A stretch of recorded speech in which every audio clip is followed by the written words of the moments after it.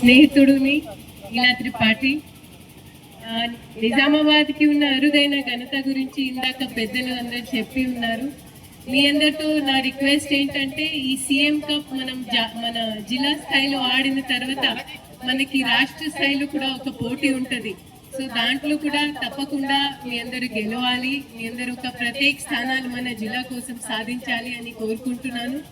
దానికోసం మీకు కావాల్సిన సదుపాయాలు కావచ్చు, సహకారాలు కావచ్చు, తప్పకుండా డివైఎస్ఓ గారు మా స్పోర్ట్స్ శాఖ నుంచి మేము ఇస్తాము. ఇది నేను back stroke, breast stroke, free style, butterfly, so అన్ని జాతీయ స్థాయిలో ఆడి ఉన్నాను. దాని తర్వాత కొంచెం ఎమ్మెల్యే గారు చెప్పినట్లు చదువు మీద శ్రద్ధ పెట్టాల్సి వచ్చింది. ఇష్టంతో కాదు, కొన్ని పరిస్థితి వల్ల. బట్ స్పోర్ట్స్ అంతా ఇంపార్టెంట్. మేము ఐఏఎస్లో సెలెక్ట్ అయిన తర్వాత మాకు ఒక ఉస్తాద్ కేటాయించారు. ఉస్తాద్ అంటే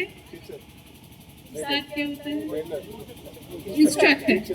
ఆయన ఐటీబీపీ నుంచి, పారామిలిటరీ ఫోర్సెస్ నుంచి రిటైర్ అయి మా అకాడమీకి వచ్చారు.